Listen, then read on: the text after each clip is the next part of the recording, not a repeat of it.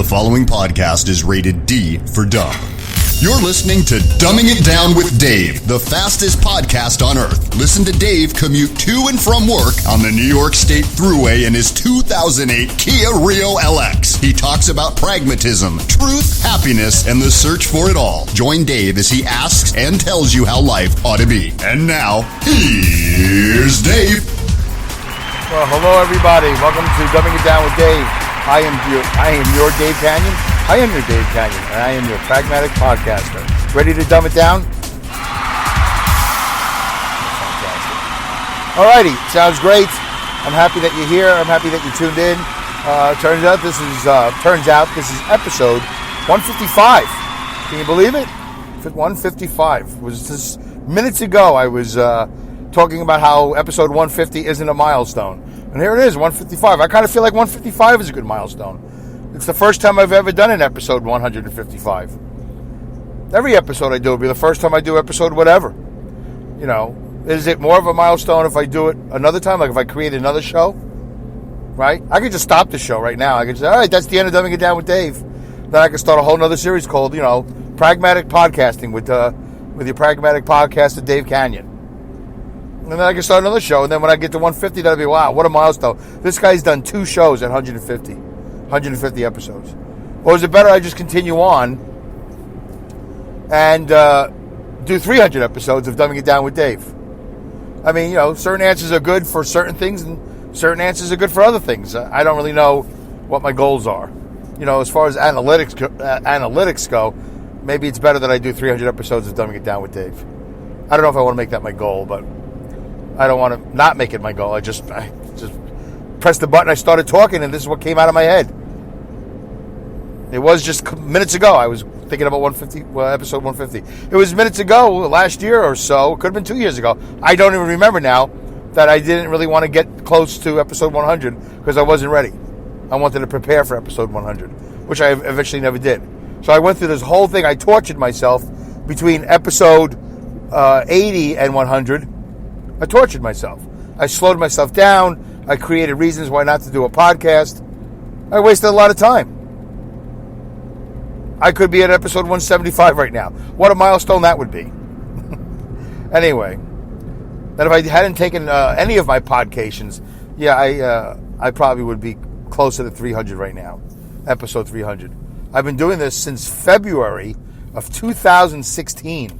I was doing some research on the Spreaker website. I didn't realize that I've been doing this. I mean, I of course I realized. I just forget. It's not like it's a wedding anniversary date, which I also don't remember. But February 2016, I think, is when I established my Spreaker account. So this February will be 2020. Wow, that'll be 4 years. Doesn't feel like 4 years. It feels like about a year or two I started podcasting. Anyway, who cares about that? Does anybody really care? But this is what was at the top of my head, and which has no hair on it, so there are no filters. Everything just slides right off the top. Like a greased pig on ice. Alex Exum does the intro at the top of the show. That voice that you heard at the top of the show, the guy that says, "Here's Dave," that's Alex Exum. And he does alexexum.com. He does live talk pretty much every Tuesday. Not every Tuesday, pretty much every Tuesday. Some Tuesdays he doesn't do it. I can't explain to you why. I don't even know if he can explain to you why. God's will? I have no idea. Every Tuesday, 10 o'clock, 10 p.m. Eastern, live talk. Check it out on Spreaker. AlexExum.com. AlexExum.com. All right, so I'm in the car. I'm in the Kia Rio. I'm northbound on the New York State Thruway. I just got on. I just left my house, and I'm at the 101/8 mile marker. I just got on the Thruway here in Saugerties, New York. It's a sunny day. New York State Chamber of Commerce should be adoring me. Adorning? They should adore me. But they should be adorning me with medals because I'm such a great ambassador for New York State. Because apparently every time I do a podcast, except for a very few specific moments in time, it's always a sunny day. It's always... I mean, there's just so many recordings of it. If I had a good audio editor, I would say, listen, I'm sorry to put you through this, but I need you to go back to episode 1. And I think I did a couple of preview episodes. And you need to go back there, and every time I say It's a beautiful day in New York. I need you to edit that out. I think it's rained out of 100 and now it's going to be 155 episodes. I think I've had 2 or 3 really rainy days. I think I've had 150 some odd episodes of, it's a beautiful sunny day in New York. It's kind of fascinating. Maybe it's rained. Well, I know it's rained other days. Maybe I don't like podcasting in the rain. Maybe psychologically, when I get out of the house and I get into the car and I see it's raining, my brain just doesn't even say, you know what, we should do a podcast. But I definitely thought about it today. Today I was like, I want to get this out of the way, the first one of the week. And I got to do, 2.5 hours for Mile High Radio, milehiradio.com. That is the word mile high, HIRadio.com. Thank you, Lynn, and thank you, Bobby, for the opportunity, syndicating my radio show. They play it on Mondays at 11 a.m. Eastern on milehiradio.com, milehiradio.com. So, I'm headed north. It's a beautiful day. It's 6:16 p.m. I'm on my way to work. I got a special assignment today. I got to go find some location in Farmingdale, Long Island. It's not a trucking show. I'm not going to bore you with my Google Maps research. I'm just giving you a heads up. What does he do every day? What does he do? Well, usually I drive a set, which is 2 trailers connected by a bogie, connected by a connector, connected by a dolly. Call it whatever you want. For some reason, grown men have become accustomed to calling it a dolly. And it is actually spelled D-O-L-L-Y. Dolly. I don't know why we call it a dolly. Dolly is used, I know why we call it a dolly, because that's the definition. But some guys, really are adverse to referring to it as a dolly, so they'll call it a connector or a bogie. We have a thing called a yard horse. It's a tractor. Again, not a trucking show. I'm going to get off this real quick. It's a truck that you wouldn't take it across country, but you would drive it in a yard for a company, and you would just move trailers around. It's specifically designed to pick up and drop trailers with some greater convenience. It has hydraulics in it. It lifts the trailer up. It moves it around, and it's all this other stuff. We call it a yard horse. You go to certain yards, they call it a switcher. You go to another yard, and they'll call it by the name of the manufacturer, which I forget right now, the name of the manufacturer. But it's just interesting. It's kind of like down south, right? Up north, soda is called soda. Want a soda? You go down south, all of a sudden it's called a pop. You want a pop? So if you want, you could chime in the comments. I really wish I had that speakerphone thing that you guys can call into the show, leave a message. I asked you guys a couple of episodes ago, it could have been 20 by now, I don't even know, to send me any messages. You record it on your phone, but nobody did that. Nobody felt obliged to do that. So, and I know I've been on other people's podcasts. I've seen them where they have that website, and I got to get that. Anyway, that was just a note to myself. I got to get that free call-in thing that you could leave a message. So anyway, that's what I do on the show. I just leave myself reminders, little Easter eggs here that I open up and go, I forgot about that. I got to do that. So today I got to go down to Farmingdale, Long Island. First I got to make a delivery out in Ronkonkoma, Long Island, which I also call Ronkonkoma. And then I'm going to head over to Farmingdale and swap equipment. And then I'm going to come home. Or I might go back out to Ronkonkoma. It all depends. I don't like driving around any area of the United States without having a clue what I'm doing, towing a trailer behind me. There's some low overpasses along Long Island. It's a little frightening. Anyway, that's my problem, not your problem. Let's move on with the show. I got 7% of my audience in France right now going, what is he talking about? Well, to get to the show, funny boy, we like you to laugh, make us laugh. France is waiting. I did some analytics research the other day. 83 some odd percent of my audience, or 80 some odd percent, could be 86, I forget now, of my audience is in the United States, including Hawaii and Canada. 7 point some odd percent of my audience, for some reason, is in France. That could be from the Deezer app. I'm not really sure. I just ended up on Deezer. We lost Podcoin, Podcoin is out of business. I feel very responsible. I didn't really push Podcoin, but they closed up shop. So I said a couple of episodes ago, there's too many platforms. Somebody's got to go. And Podcoin bit the dust. I don't know if anybody made any money off that deal, but it was a way for you guys to listen to the show that you're going to listen to anyway, and then either you make money and or I make money. It's just ridiculous. Didn't work out. Don't you remember years ago there was a web browser called Ask? Was that the one that paid people? They were like paying people to use the browser. I think it was ask.com. Wasn't there Jeeves, askjeeves.com? They were like trying to compete with Google. So they figured the only way they can get people to come over was to pay money. Anyway, that was years and years ago. So many browsers have come and gone.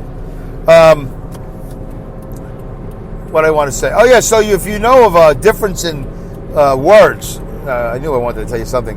You know, whether it's soda and pop or whatever. Like different countries have different,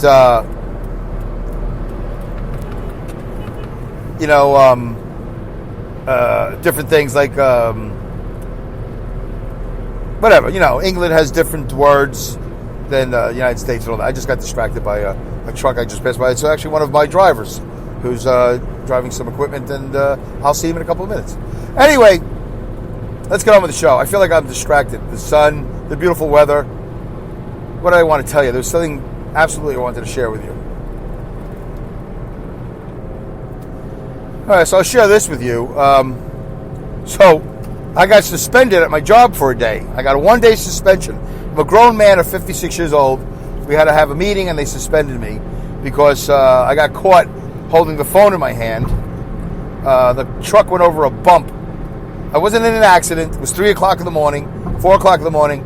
Went over the bump, camera activated, and they caught me on the phone. I was probably researching podcasts. And they actually can't even see the phone, but they can see the reflection in the window. So now I have to figure out how to kill that reflection in the window. So ridiculous. And it's funny because I've been over that bump like 10 times since then, and the camera hasn't activated at all. But that particular time, I had the phone in my hand, and it activated, and then they saw it. So ridiculous.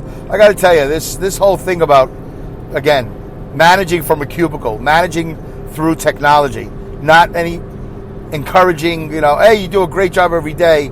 It's only the moments that you do badly that they talk to you. You understand what I'm saying here? Is that you whatever job you do, and you do it every day. You do it for 8 hours if you're fortunate. I do my job for 14 hours a day. I'm not including the commute. But I've mentioned it here many times, a 16-hour commute. 16-hour day with the commute.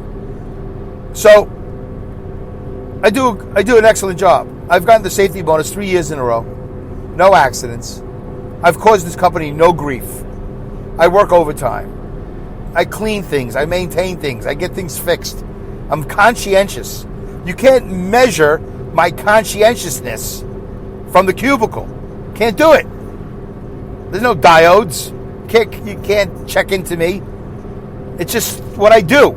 It's me being old school. It's me doing the job, really. I don't like to say old school. It's a school. It's the school. There's no other school. I'm going to try to catch myself from now on when I say old school. No, it's the school. You do your job. That's the school. What's the lesson plan? Do your job. Yeah, but what about... No, you do the job. Yeah, but no. But nobody else is doing it. Well, then you fail. You're a dropout. You're a school dropout.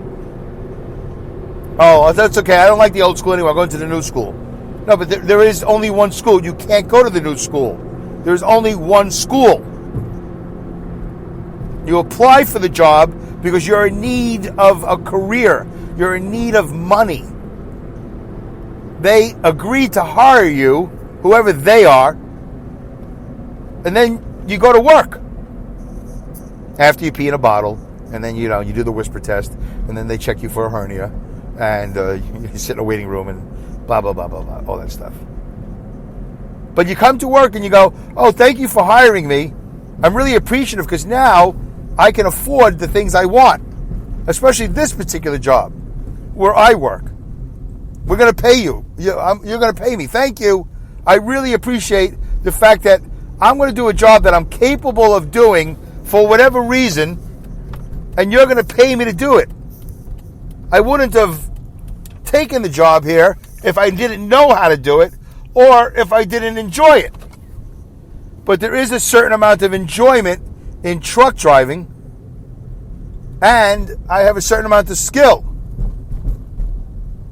So I'm going to do the job that we've discussed. Are you going to do all of it? Of course. That's the school, right? Yes, we appreciate it. We're just checking. Because some guys come in, they don't realize that, that's the school. Yeah, I'm going to do... I signed. You signed me. I signed you. And I'm in the payroll. I got automatic deposit. I got insurance. I got benefits. Yeah, I'm going to go do the job now. Okay. Well, enjoy yourself. Thank you. Goodbye. I should never speak to you again, right? Because there should be no need. Yeah, there should be no need. You're good. I mean, you can always call if you have an HR issue. Oh, no. Why would I call you? Right? Because you're going to do your job, right? I'm going to do my job. And that guy there, he's going to do his job. And everybody's going to do their job, right? Because everybody signed on. We all went to school. The school. School's out. We're done. You don't have to take a refresher course.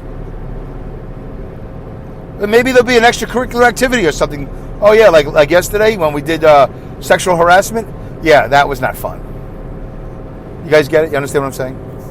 So anyway, I know you did. I just, I had to act it out. So yesterday we had sexual harassment training. I don't know. I mean, they didn't train us to sexual harass. But I do know now some good ways. Some ways I never would have thought of. You know why? Because I'm a human being. I'm a human being on this planet. And maybe I am fortunate. I don't really... Dave, dear, this is Emma. Oh, hello? May I ask you something? What happened there? Oh. You seem to be really thirsty. Mm-hmm. Should we take a drink break? Oh, yeah, okay. Let's do that. I'm going to do that right now, Emma. Thank you. That's great. Carry on. Oh, thank you, Emma. I'm glad she jumped in because I was getting a little parched. So, maybe I am fortunate. I don't know. We watched this training of all these different situations of bullying and sexual harassment. And I got to tell you, it was very disturbing. Now, I'm not joking. I'm being very serious. I was very uncomfortable sitting there watching these videos of sexual harassment and bullying. It was, dare I say, because I very rarely, if never say this, I found it offensive. It was uncomfortable for me to see people acting that way. I haven't been that uncomfortable since a couple of years ago I was on jury duty. And I had to listen to an actual phone call between a convict. He was calling from inside the prison. Apparently all phone calls are recorded, calling out of a prison. And he was calling, I think, the potential, the accused, or whatever. Yeah, not the defendant, to the accused. It doesn't matter. The perpetrator, or the alleged perpetrator, or whatever the crime. So there was this conversation. And it was really uncomfortable. Because, first of all, they played the whole thing in its entirety. There was no breaks. They didn't say, okay, we're going to go 5 minutes at a time. Just to give everybody a break. But the words that were being said in this video and that phone call, the words that were being said, the language, the intent, the attitude, the whole thing was really uncomfortable. Because I would never have done any of these things. No, not at the age of 56. Maybe at the age of 6. Maybe at the age of 10 when you don't know any better. So you live life and you sort of figure these things out. By the way, I think I'm going to reiterate this. I don't know if that's the right word. When growing up, so I'm 56 years old, born in 63. So in 1973, I'm 10 years old. So just to put a pin in the timeline, I would come home from school so excited on a Wednesday. Why would I be excited to be home on a Wednesday? I was excited to be home every day. But for some reason, ABC TV would do the ABC After School Special. Yep. And I don't know how often they did it. I don't think it was once a week. I think it was like once a month or once every so often. It was the ABC After School Special. It was TV for kids. It's okay. You don't have to do your homework for the next hour and a half, whatever it was. Now, in New York, ABC TV, which was Channel 7, had the 4:30 movie. Every day from 4:30 to 6, they played a movie. It's hard to think now, back in the day. Every day they played a movie at 4:30. The ABC afternoon movie, 4:30 movie. It's amazing. There was a 4:30 movie, there was an 8 o'clock movie, there was a 10 o'clock.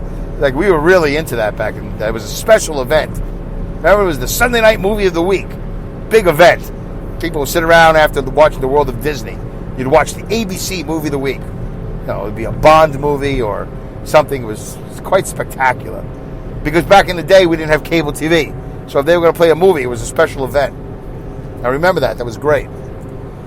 The point of this uncomfortability, this thing what I'm trying to tell you here, this show for me feels a little weird, but I hope it sounds better to you than it feels to me, was that in my life, I watched certain shows that would teach me how to behave.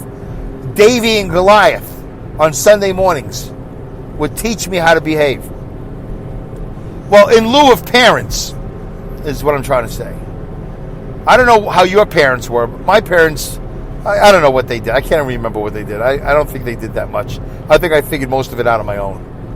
But I watched them correspond with other people, and they did okay. Hello, how are you? Goodbye, good day, good night, all that. Davy and Goliath. There used to be a religious show in the morning called Insight, because I'd be up. My father would go to work, and he'd make all this noise in the house, and then he'd leave, and I'd stay up. I loved watching the sunrise. I'd be up at 4:30 in the morning as a 5-year-old boy, 6-year-old boy, 7-year-old boy. I look out the window. I lived in an apartment building, 9th floor in New York. I had my window in my bedroom had the view of the Twin Towers. I could see the Twin Tower. Well, I could see Brookdale Hospital, but on the other side of Brookdale Hospital was, for some reason, 2 streets away was the Brookdale Hospital. Famous hospital in Brooklyn, in Brownsville, in Brooklyn. For people who live in Brownsville. For people who don't live in New York, it's not that famous, but it doesn't have a great reputation. I had a hernia operation in Brookdale Hospital. I don't remember it being a bad place. So,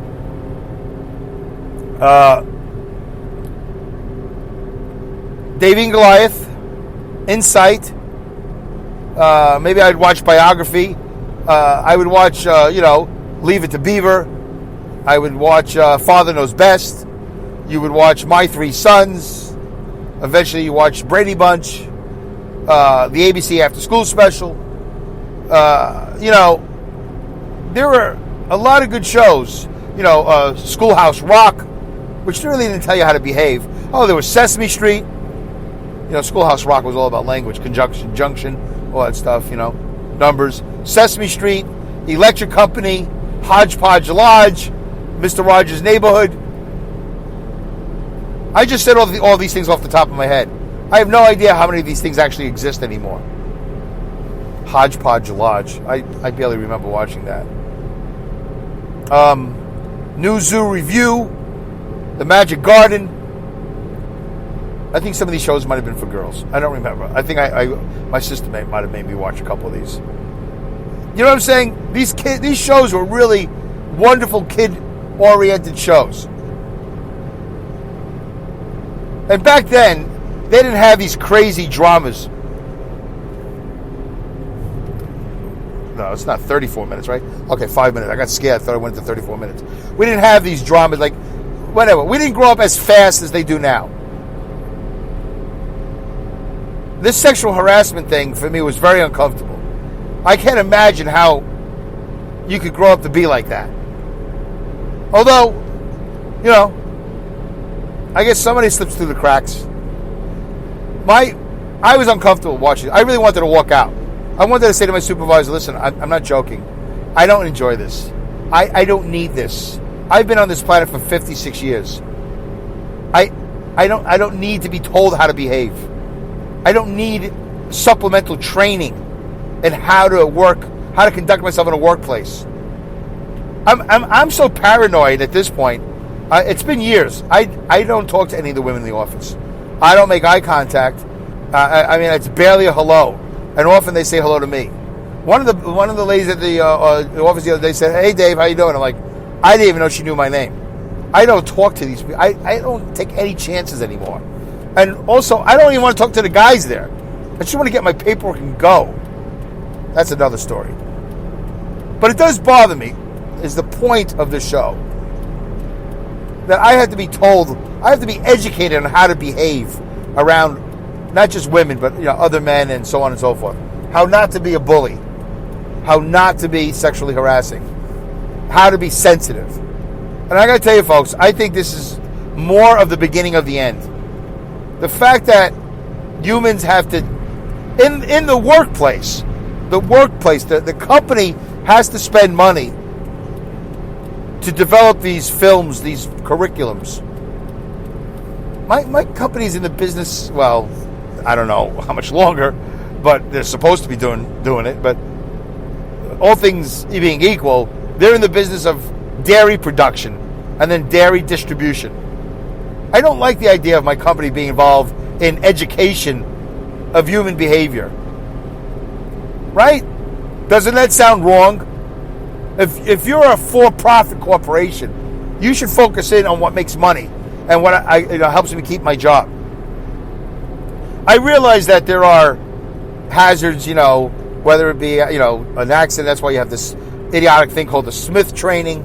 I realize that's for truck driving. I realize that we have to have this harassment thing because of lawsuits and all that. I understand all that. But again, we're not getting to the core of the matter. The core of the matter is the core of the problem. How do you get to the core of it? Is, family, keeping the family together. For a lot of people, it's religion. It's attending church or temple, which I'm assuming the attendance has been in the decline. It's not the control of pop culture, but limiting what your children see. But now it's a little bit late because children have already had children. And I think this is why there's this malaise. It's part of it. There's this lack of concern. And it makes sense to me. It's also in our food. The foods that are poisoning us and making us dumb. Really dumb. And making us lazy. Really lazy. Making us unhealthy. Really unhealthy. I think it's all slowly happening. Every day, 0.001 at a time. How, Dave, this sounds really depressing. Well, it's depressing if we allow it to happen. If we fight it, if we take responsibility and be accountable for our actions, it's not as depressing. There's hope. Now, I have hope for me. Not that much, but I have hope. This job has become soul-sucking. I can't wait to get out of here. I can't wait to transition into life. But I'm concerned for the people who haven't had that realization that, oh, wow, everything is falling apart. People are falling apart. Not everybody, but it's a little bit at a time. It's a very, very slow malaise. And it takes every second, every minute, every hour, every day, whatever color you want to attach to it, whatever temperature you want to attach, whatever number, however you want to, calibrate it, keep track of it.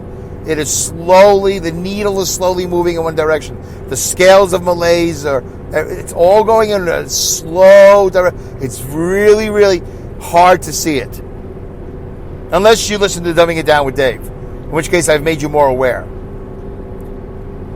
And if you're one of the people that listen to the show and you are hyper aware, you know how uncomfortable it is to walk this earth. You know how difficult it is to get through the day. Because you're seeing all these zombies, all these pod people. They're kind of like, ugh.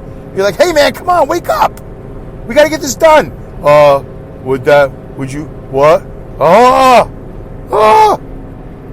It's very frustrating. I wish I had walked down that sexual harassment training yesterday. I deserved it. I deserved to walk out. I shouldn't have been there. Goodbye. Good day. Good night. Good luck. Good riddance. Good rats. Godspeed. and great skills. See you next show.